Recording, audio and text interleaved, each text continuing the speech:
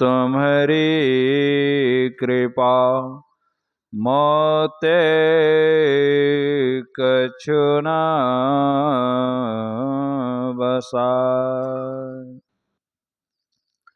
अव्यक्त रूप में सर्वत्र कण कण में विराजमान परमाराध्य संत सद्गुरु महाराज के पावन से चरण कमलों में अनंत बार नमन।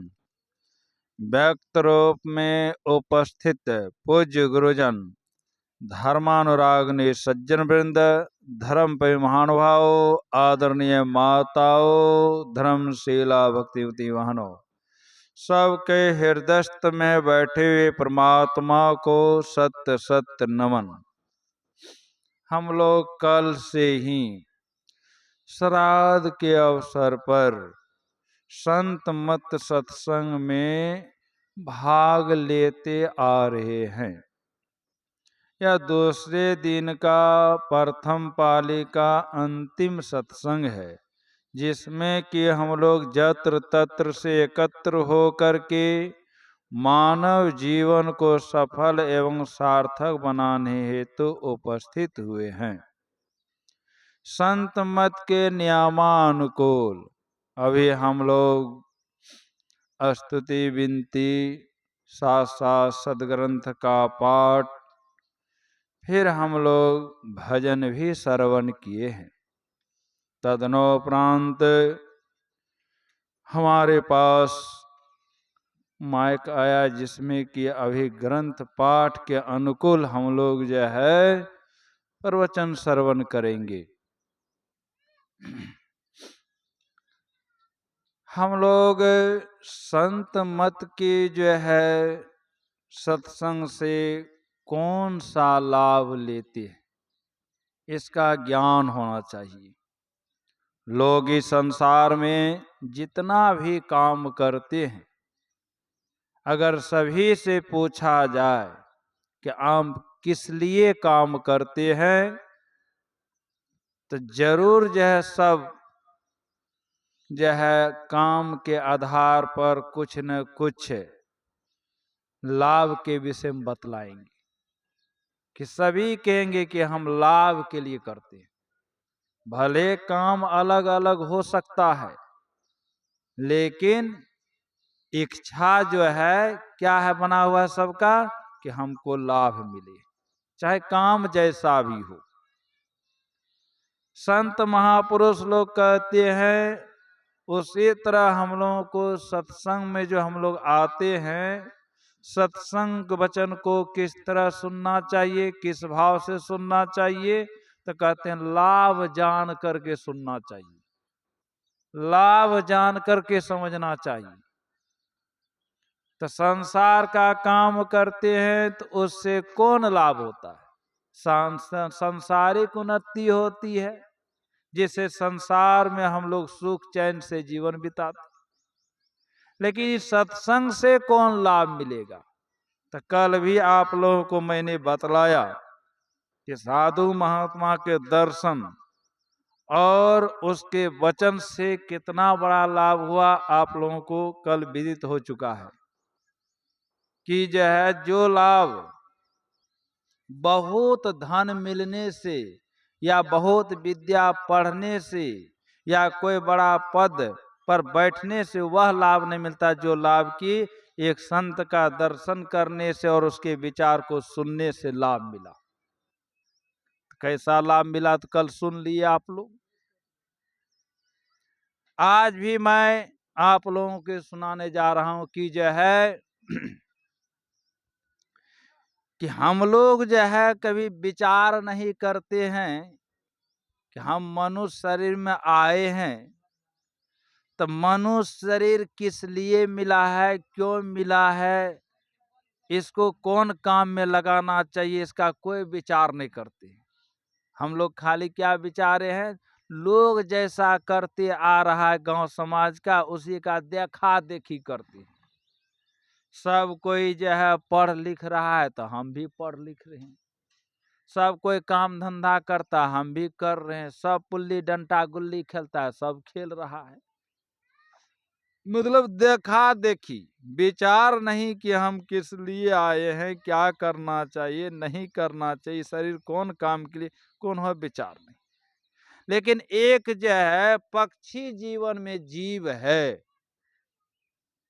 वह विचार करते हैं और विचार करके देखिए, राह अगर खोजता है, अगर कोई चाह करेगा ना तो राह भी मिलेगा, और चाह नहीं कीजिएगा तो राह मिलेगा? विचार लीजिए। तो चाहना करने से कुछ भी होता है। तो एक पक्षी के मन में हुआ कि हम जो है, कौन पक्षी? पक्षी है गीध शरीर। देखते हैं गीध भी पक्षी है। तो गीध शरीर में जो है, जो पक्षी है, जीव है, तो वह जीव जो है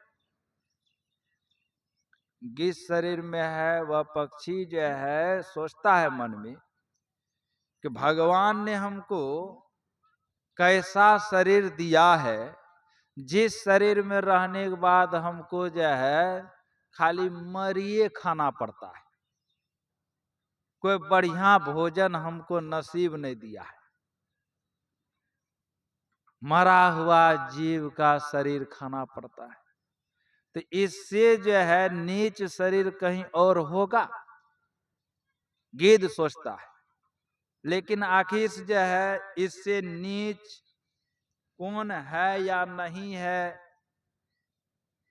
हमको तो मन में होता है कि सबसे जो है नीच शरीर में मैं ही हूं, ऐसा पक्षी सोच रहा है, या हमसे कोई और ज्यादा नीच शरीर वाला है।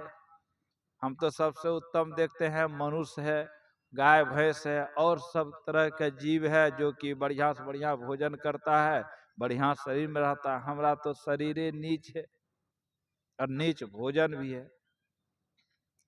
अगर मिल जाता ना इसका ज्ञान देने वाला, विचार देने वाला, जरूर मैं पूछता। तो चाह कीजिएगा ना तो जरूर राह मिलेगा। संयोग से ऐसा सोच ही रहा था कि एकाएक जो है वहां जो है क्या हो जाता है, ब्रह्मा जी से दर्शन हो जाता है, भेंट हो जाती है। तो मन में तो उठ रहा था कोई समस्या समाधान करने वाला मिल जाए, लेकिन संयोग से ब्रह्मा जी मिल गया। ब्रह्मा जी कौन है? सृष्टि करता है, सबका सृजनहार है।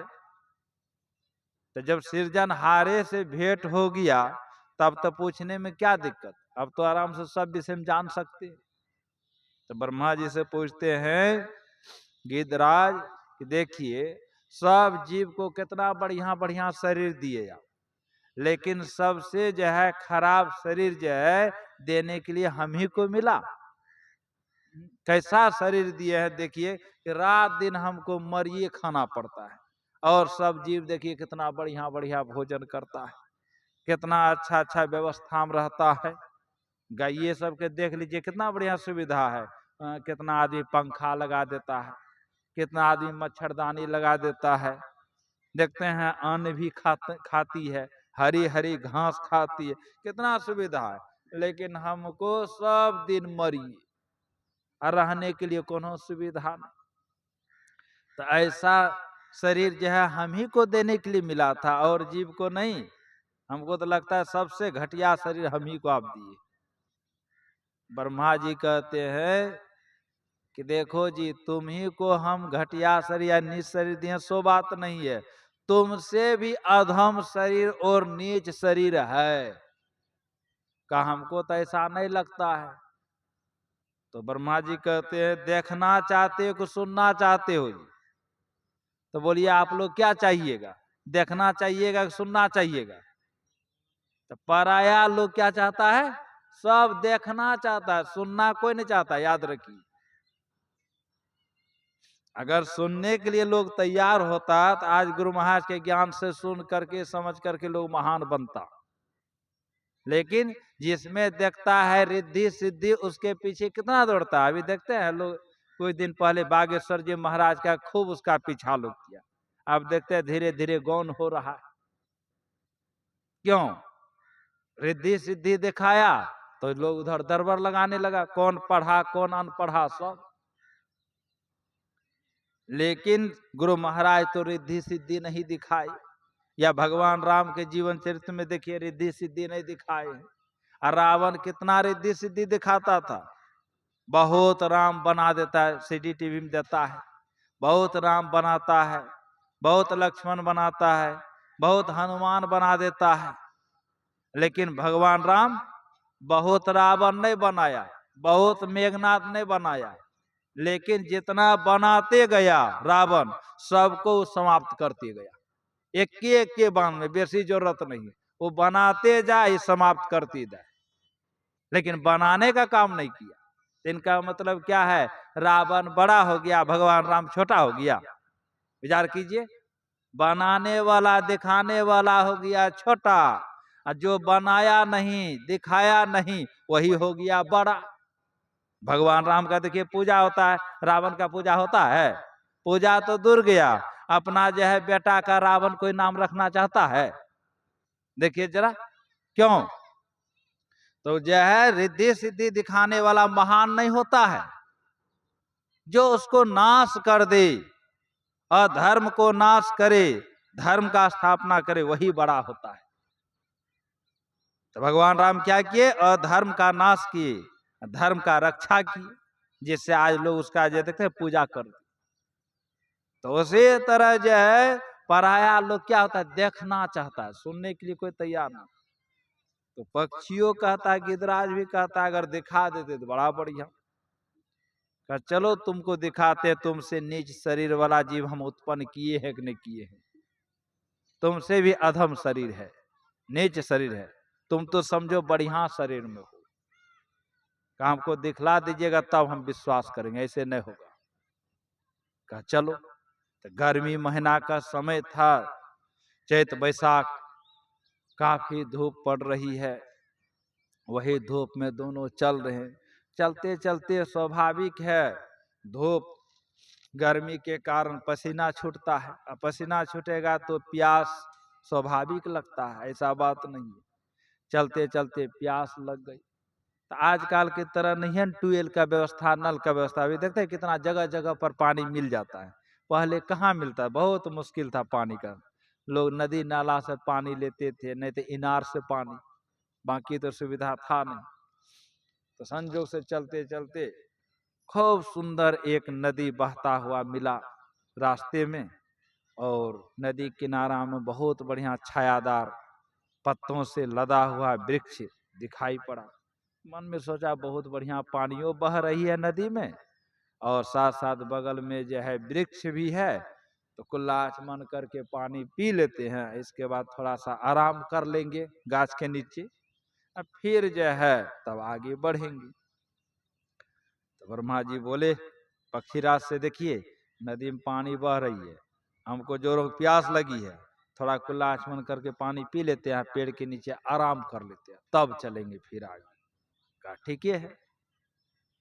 तो सब जीव को जो है प्यास लगती है गर्मी महीना के समय में। तो ब्रह्मा जी भी कुल्ला आचमन करके जो है पानी पी करके जो है छायादार वृक्ष के नीचे बैठ गए। तो वृक्ष जो था उसमें दो ठाल था, एक ठाल जो है सूखी जमीन को ओर झुका हुआ है, किनारा में तो गाछ खड़ा है ही, लेकिन वो गाछ का जो है ठाल जो है एक सूखी जमीन की ओर है, और एक जो है पानी की ओर है। तो वृक्ष पराया जो है पक्षी कहाँ बैठता है? लोग बैठेगा जो है धरती पर, और जो पक्षी कहाँ बैठता है? पेड़ पर, गाछ पर। तो जिधर जो है ये एक जो ठाल झुका था सूखी जमीन को, उधर तो ब्रह्मा जी जमीन पर बैठ गया, छाया का जो है लाभ उठा रहे। और वो पक्षी पानी पी करके क्या किया, वो जा करके बैठ गया किधर? जो ठाल की जो है पानी की तरफ झुका हुआ था, उधर जा करके जो है उसी ठाल में बैठ गए। जब बैठ गए उस ठाल में, तो स्वाभाविक है अगर पानी पीजिएगा या भोजन कीजिएगा तो कुछ न कुछ पैखाना पेशाब लग जाता है, स्वाभाविक है। तो मान लीजिए मनुष्य को लगेगा तो क्या करेगा? लेटरिंग रूम खोजेगा, या कहीं जो है जंगल झाड़ जगह खोजेगा कि एक साइड में शौच करना चाहिए, एक साइड में पेशाब करना चाहिए, वो जगह ढूंढता है। लेकिन पक्षी को जगह को न जरूरत है खोजने का, वो तो जहां उसको सोच ले या जहां पैसा वहीं कर लेगा। तो बैठा था किधर, जो है वो जो ठाल पानी को झुका था उसी ठाल में बैठा था। पानी के बाद जो उसको पानी पीने के बाद लगा जो सोच, बस वो क्या किया, वही बैठे बैठे जो है शौच किया। शौच किया तो बिष्टा किधर गिरा, वही पानी। अब पानी में जैसे गिरा, पानी में मछली उछल कूद कूद कर रही थी।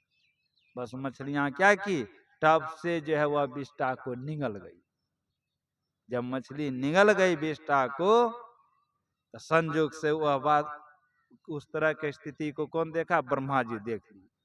जब ब्रह्मा जी देख लिए तो ब्रह्मा जी पूछते हैं गिद्धराज से कि गिद्ध भाई तुमने अभी कुछ देखा कि नहीं देखा। कहा हम कहाँ कुछ देखे, जो अभी तुम जो विष्टा किया पैखाना किया, वो पैखाना किधर गिरा, कहा पानी में गिरा। तो पानी में गिरा तो जो वो विष्टा कहाँ गया, कहा देखे तो मछली निगल गया। कहा मछली जब विष्टा को निगल गया, तो बताओ तुम अब नीच हुआ कि मछली नीच हुआ, बताओ। तुम विष्टा खाता है, तुम तो मरिए न खाता है जी, मरा हुआ जीव का मांस खाता है। लेकिन मछली देखो, मरा हुआ जीव का भी मांस खा जाता है और साथ साथ विष्टो खा जाता है। तो बोलो नीच शरीर किसका हुआ, तुम्हारा नीच शरीर हुआ कि जो मछली का नीच शरीर हुआ। विचार करो, तुम तो सिर्फ मरी को खाता है पर विष्टा नहीं खाता है तुम। लेकिन मछली मरियो खा जाती है, साथ साथ विष्टो को खा जाता है। तो सबसे नीच शरीर तो हो गया मछली का। तुम बोलो कैसे कहता है कि हमको नीच शरीर मिला है, वो मछली के शरीर से तो बढ़िया तुम्हारा शरीर है। कहा बात तो सही है बोले। उससे भी अगर हम लोग विचार करें तो हम जो है मछलियों से नीच कौन है, ये मनुष्य। देख लीजिए वो मछलियों को समाप्त करता है मनुष्य। विचार करना चाहिए, सोचनीय बात है। एक मरी खाने वाले जीव जो है वो विष्टा नहीं खाता है, वो जब भी खाएगा तो मरा हुआ मांस ही खाएगा, लेकिन मछली नहीं खा, वो जब मछलियों नहीं खाता है वो। देखिए नहीं विश्वास है, अब तो गिद्ध मिलता नहीं देखने के लिए, लेकिन मैं जो प्रैक्टिकल किया हूं वही मैं बोल रहा हूं, सुने सुना ही नहीं, कि मछली जो है गिद्ध नहीं खाएगा, लेकिन जो है और गिद्ध का जो है बिष्टा भी खा गया मछली। अब मछली को कौन खाता है, लोग खाता है। तो बोलिए गिद्ध से भी गया गुजरा कौन है, लोगे न है, मनुष्य न है। विचार करना चाहिए। तो क्यों नीच हुआ और मछली क्यों नीच कहलाई। मछली शरीर वो बिष्टा खाया तब न नीच हुआ, मुर्दों को खा जाता है, साथ साथ बिष्टू खा गया तब नीच हो गया। उसी तरह मनुष्य शरीर में आए हैं, आपको ज्ञान नहीं है क्या खाना चाहिए। गिद्ध को ज्ञान है कि हमको क्या खाना चाहिए, किस लिए हमको भेजा है, तो भेजा है किस लिए, मरी को खाने के लिए, तो मरी खा रहा है। और मछली को ज्ञान है कि हमको जल साफ करने के लिए, जल में जो भी रहेगा, देखिएगा जिस जल में मछली रहती है वह जल साफ सुथरा रहता है। खास करके मछली को उत्पन्न किया गया किस लिए, जल को साफ करने के लिए। मुर्गा मुर्गी को देख लीजिए, कितनों जो है उसको बढ़िया बढ़िया भोजन दे दीजिए, लेकिन फिर भी जो है वो अगल बगल में जितना होगा ना थूक खखार और बच्चा सब पैखाना करेगा, उसको भी वो साफ कर देगा। उसी तरह देख लीजिए सुअर का, सुअर भी वही काम करता है। देखिएगा कितनों बढ़िया उसको खाने दीजिए, लेकिन रोड के अगल बगल में जितना रहेगा वो साफ कर देगा, क्योंकि जो जिसके लिए जिसको उत्पन्न किया गया वह काम को कर रहा है। लेकिन सब जीव देखिए, न पढ़ा लिखा कोई जीव नहीं है, न तो गिद्ध पढ़ा लिखा है, न मछली पढ़ी लिखी है, और न तो जो है सुगर पढ़ा लिखा है। लेकिन सबको अपना अपना भोजन का ज्ञान है कि हमको किस लिए भेजा है, भगवान क्या खाना चाहिए क्या नहीं खाना, उसको ज्ञान है। लेकिन मनुष्य देखिए का विवेकशील प्राणी कहलाता है, पढ़ लिख करके लोग विद्वान बनता है, लेकिन वह चीज को खाता है जो चीज को उसके खाने योग्य नहीं है, जो चीज लेने योग्य नहीं है। लेकिन उसको ज्ञान है जिसको कि जय पढ़ा लिखा नहीं, कोई बुद्धि अकल नहीं। तो सबसे नीच कौन हुआ, विचार कर लीजिए। अब सोचनीय बात है, सबसे नीच कौन हुआ? देखिएगा शुगर सब मरीज खाता है, देखिए तो वो बिस्टा खाएगा लेकिन मरी नहीं खाता है। लेकिन गिद्ध देखिए बिस्टा खाएगा नहीं खाएगा, वो मरी को खाएगा। बगला को देख लीजिए, बगला जो मछली खाएगी लेकिन जो है मांस नहीं खाने वाला है। कभी भी नहीं देखे हुए उसको कि मांस में बैठते हुए। जब भी वो बैठेगा तो नदी किनारे में बैठेगा। और वो कैसा मछली खाएगा? जिंदा, मरा हुआ नहीं खाता है। जहाँ सूंठी वगैरह सुखाता होगा, अगर आप लोग ध्यान दिए होंगे तो देखे होंगे, उस सूंठी को कौवा भले लेके भाग जाएगा लेकिन बगला वहां नहीं बैठता है। बैठता जब भी बैठेगा बगला कहाँ जा करके? जहाँ की नदी में पानी बह रही है वहां जा करके बैठेगी और जा करके जो है वो देखते रहेगी मछली इस पार से उस पार किधरों आया गया, झट से पकड़ के निकल जाए। लेकिन जिंदा को, मरा हुआ नहीं खाता है। अब मनुष्य कैसा बुद्धिमान ज्ञानवान, मरा किसको कहता है, जिंदा किसको कहता है, क्या खाना चाहिए नहीं खाना, सबको पैसा दे दे करके खा रहा है। बताइए कैसा आदमी है? बढ़िया कौन हुआ? जबकि इसके लिए एपीएल बीपीएल सरकार क्या क्या व्यवस्था कर दिया, वो बगलवा के लिए क्या क्या व्यवस्था किया है बोलिए जरा। है उसका कोठी में चावल कि कोठी में गेहूं है उसका? बोलिए जरा। मिलेगा तो खाएगा, नहीं मिलेगा तो कोनो बात नहीं, वो पड़ा रह जाएगा। लेकिन मांस खाने वाला नहीं है। सोचिए जरा, विचार करना चाहिए। गाय भैंस का तो कहिएगा कोई न कोई खिला देता है, लेकिन बगलवा कौन खिलाता है? कोई खिलाता है? लेकिन फिर भी देखिए जिसके लिए उसको भेजा गया वही चीज वो खाएगा, दूसरा चीज नहीं खा सकता है। लेकिन मनुष्य के लिए देखिए कितना व्यवस्था है। फिर भी देखिए जो नहीं खाना चाहिए सो खाता है। जिंदा किसको कहता है, मुर्दा किसको कहता है, सब कोई झाड़ रहा है। बताइए, यही हुआ मनुष्य शरीर का जो है परम लाभ और परम कर्तव्य। विचार करना चाहिए। जबकि मनुष्य क्या कहलाता है? 84 लाख जोनी में जो है सबसे श्रेष्ठ जो है मनुष्य जोनी है। सबसे उत्तम शरीर मनुष्य है। तो उत्तम कब होगा? विचार करना चाहिए। इसके साथ में उत्तम विचार भी रहना चाहिए, उत्तम संस्कार भी रहना चाहिए। तो जब तक उत्तम संस्कार उत्तम विचार नहीं आएगा तब तक यह मनुष्य शरीर नहीं है, यह पशुवत जीवन है। याद रख लीजिए। तो क्या हम लोग चाहते हैं कि पशु की तरह बन करके यह शरीर रहे? विचार करना चाहिए। कोई नहीं चाहते हैं। अगर मान लीजिए अगर चाहते हैं, कोई कहिए हम चाहते हैं, बीच चौराहा में भरी बाजार में जो लोग भरा रहता है और वहां आपको कहेगा ए कुत्ता सब जा रहा है, कुतिया सब जा रही है, बोलिए कैसा लगेगा? कोई कह दे कि कुतवा कुतिया सब जा रही है तो बोलिए अच्छा लगेगा कि खराब लगेगा? किसी को बढ़िया नहीं लगेगा, सबको खराब लगेगा। याद रखिए, भले तत्कालिक मुंह पर कुछ भी बोल दीजिए अलग बात है, लेकिन दिल में किसी को बढ़िया नहीं लगेगा, सबको खराब लगेगा। लेकिन कर्म के आधार पर अगर विचार कीजिए तो देखिए हम लोग जो है वही कर रहे हैं जो नहीं करना। तो सुधरने का मौका है। संत महापुरुष लोग कहते हैं इसका सुधार कर सकते हैं। तो कम से कम सुधार करना या नहीं करना वो तो बाद की बात गई। तो कम से कम विचारों तो सुनना चाहिए। हम छोड़े या ना छोड़े वो बाद की बात है, लेकिन सुनने में तो पैसा नहीं लगता है। लेकिन समाज का आदमी देखिए सुनने के लिए तैयार है। विचार करना चाहिए। इतना आदमी बड़ा गांव है, देखिए लोग कितना ठो है। कारण क्या है? लोग के दिमाग में यही बैठा है कि मनुष्य शरीर में आए हैं, खूब जो है आकर के कमाओ धमाओ, खूब खाओ पियो, नहीं कमा कर खा सको तो लूट खसोट करके खाओ, ऐश मौज करो, फिर मनुष्य शरीर जो है छुटबे करेगा, कौन चिंता फिक्र। लेकिन ऐसा नहीं है। खूब खाइएगा पीजिएगा तो क्या होगा? विचार करना चाहिए। यही शरीर मोटा ताजा होगा। देखते हैं बकरी खस्सी सबको जो खिलाता है खूब बढ़िया से, बकरी पालने वाली सब महिला सब कितना दाना एकदम सुंदर सुंदर रोटी मकई और तरह तरह चीजें खिला पिला कर मोटा ताजा बनाता है। वो कहाँ जाता है? विचार कीजिए। मोटा ताजा कर कहाँ भेजता है? कसाई के पास भेजता है। उसी तरह हम लोग खाने पीने ऐश मौज करने में रह जाएंगे तो कहाँ जाइएगा शरीर छूटने के बाद?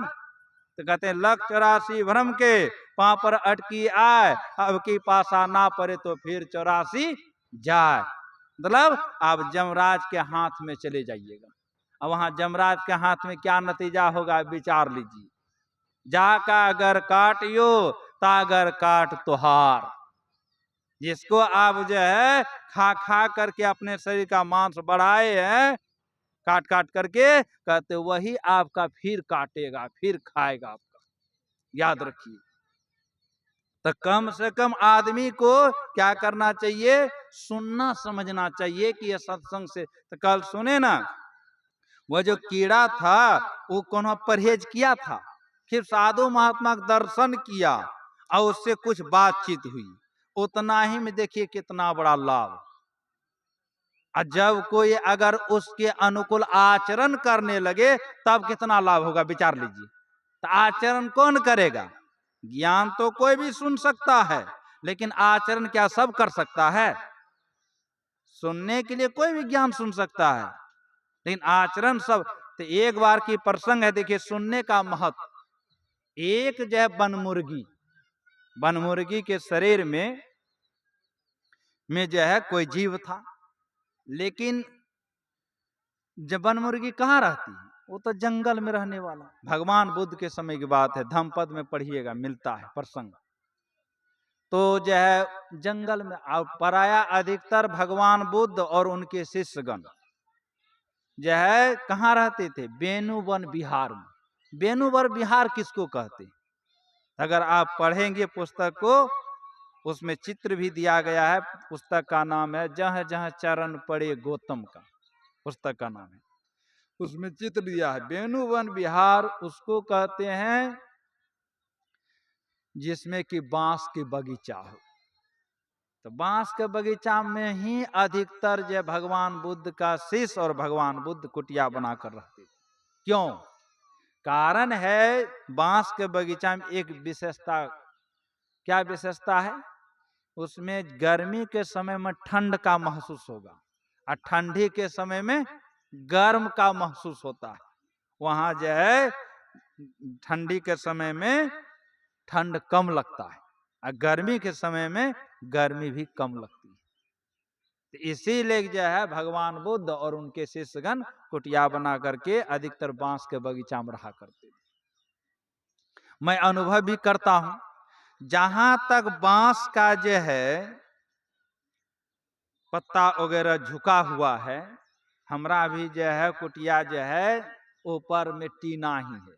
तो जहां तक बांस का जो है पत्ता का ठाल का छाया जाता है, वहां तक जो है टीना के अंदर जो है ओस नहीं समाता है। यह अनुभव की बात है। उससे आगे जहां तक बांस नहीं है, छाया नहीं जाती है, वो तो नीचे भी जो है ओस समा जाती है और टप टप नीचे गिरती है। इससे क्या विदित होता है, विचार लीजिए। इनका मतलब है ठंड को खींचने की शक्ति किसको है? बांस को है। तो स्वाभाविक जब ठंड को वह स्वाभाविक खींच ही लेगी बांस, तो फिर जब ठंड लगेगा कैसे, विचार लीजिए। तो बांस के बीच में है बनमुर्गी रहती है, बगल में कुटिया है। तो वहां जो उनका शिष्य महामोदगल्याण स्थविर क्या करते थे, नित्य प्रतिदिन जहां महात्मा रहेगा तो ध्यान सत्संग तो होगा ही, स्तुति विनती होगा ही, और सुमरन भजन भी होता है समय समय पर। तो जब जब स्तुति विनती करते थे महामोदगल्याण स्थविर, जब जब सिमरन करते थे, तब तब जो है या धर्म ग्रंथों का पाठ करते थे, तब तब वो जो बीट में रहने वाली जो है बनमुर्गी जंगल में रहती थी, वह आकर के प्रेम पूर्वक से जो है कुटिया के बगल में जो टाट लगी थी, वो टाट के बगल में बैठ करके सुना करती थी। सुनते सुनते संजोग से एक दिन क्या हुआ, सुनने के दरमियान में बनमुर्गी का शरीर छूट गया। उसके पुण्य प्रताप से जो है वो बनमुर्गी का जब शरीर छूटा, वो सुनने के पुण्य प्रताप से जो है अब बनमुर्गी का शरीर नहीं मिला उसको, मिला कौन शरीर? तो जो है राजकन्या होकर के जन्म ली राजघराने में, मनुष्य शरीर मिल गया। तो देखिए सिर्फ सत्संग को, धर्म ग्रंथों का पाठ सुनी है, साधु का दर्शन की है, तब जो है क्या हुआ कि उसको जो है पहला नंबर तो मनुष्य शरीर मिला, और दूसरा नंबर जहां कोई खाने पीने कमी नहीं हो, पहनने ओढ़ने की कमी नहीं हो, सांसारिक सुविधा का कोई अभाव नहीं हो, ऐसे जगह में जन्म हुआ। अब तो खूब बढ़िया व्यवस्था मिले। तो देखते हैं वन मुर्गी क्या खाती है, हम देखते हैं, हमारे भी जो बगीचा में है, क्योंकि मेरा भी आश्रम जो है बांसे के बगीचा में, और हम देखते हैं वन मुर्गी सब निकलती है, कीट पतंग फतिंगा, और बगल में घर द्वार है किसी किसी का, तो नाली वाला जो पानी जाती है, और जो है उसके साथ में कुछ जो है अन्न सब, जुट्ठा वगैरह वाला चावल हो या सब्जी हो, कुछ भी चला जाता है, उस सड़ा हुआ कादों में मिला रहता है, उसको भी चुन चुन करके जो है खा जाती है। तो मतलब कीड़ा मकोड़ा जैसे तैसे चीज खाती है, निकृष्ट चीज। तो संयोग से जब उसका जब जन्म हो गया मनुष्य शरीर में, तो विचार कीजिए अब जुठा वाला जो है अन्न खाएगा, और फतिंगा खाएगा, कीट पतंग खाएगी, विचार कीजिए अब क्या खाएगी? अब राजघराने में जन्म हुआ है, मनुष्य शरीर में है, तब क्या खाएगी? बड़े घराने में जाइए, देखिए सवेरे सवेरे जलपान क्या चीज का होता है? काजू, किशमिश और मक्खन, और भी तरह तरह के व्यवस्था। अभी अपना यहाँ तो उतना नहीं है, लेकिन बाहर में सवेरे सवेरे निश्चित रूप से बड़े घराने में मक्खन और परोठा गारंटी है, मिलवे करे। यहाँ अब उतना नहीं देखते हैं, लेकिन बाहर में हम रहे हैं, हम वहां देखे निश्चित रूप से सवेरे सवेरे मक्खन परोठा गारंटी है, पकौड़ी वगैरह मिलेगा, इसके बाद जो है फल वगैरह मिलेगा, तरह तरह की चीज। सुबह का भोजन कै बजे सुबह का जलपान होता है पता है? वहां 6:15 बजते बजते जलपान। बताइए, यहाँ हम लोग 6:15 बजे सोकर भी लोग नहीं उठते हैं, और वहां 6:15 बजे जलपान हो जाता है 6:30 बजे तक। इस जीवन में मैं प्रत्यक्ष देखा। तो सुविधा मिला, अब कमी तो कुछ है नहीं, एक से एक व्यवस्था। तो आप विचार कीजिए, देखिए सिर्फ धर्म ग्रंथ का पाठ सुनी, वो बनमुर्गी के शरीर में साधु का दर्शन की, सिमरन भजन का गान में आवाज गया, तब जाकर के जो है उसको मिला क्या? मनुष्य शरीर, और साथ साथ खाने पीने की सुविधा का कमी नहीं, सब अपार लाभ। लेकिन क्या हुआ? सुनी तो जरूर, लेकिन विवेक तो नहीं हुआ, करना चाहिए कि नहीं करना चाहिए, या तो ज्ञान उसको नहीं हुआ, सिर्फ सुना। तो सुनने मात्र से जो है सांसारिक सुविधा और जो है शरीरों मिल गया मनुष्य वाला, लेकिन परिणाम क्या हुआ? ज्ञान जो नहीं हुआ, करना चाहिए कि नहीं करना चाहिए, यह जो ज्ञान नहीं हुआ, जिसके कारण से क्या हुआ? वो खाने पीने के लोभ में फंस गई, क्योंकि पहले कच्चा सामान खाती थी, अब बढ़िया बढ़िया पका हुआ। तो स्वाभाविक कच्चा सामान और पक्का सामान दोनों में अंतर होगा कि नहीं होगा? स्वाद में अंतर हो जाएगा। तो देखते हैं मछलियाँ सब जो हम लोग खाते हैं, विचार करना चाहिए, वो कच्चा कोई खा पाएगा? हम देखते हैं मछली जो बनाती है, तो धोने के बाद जो है हाथ को सूंघ कर देखती है, महकबो करता है, और साथ साथ क्या करेगा लोग सब?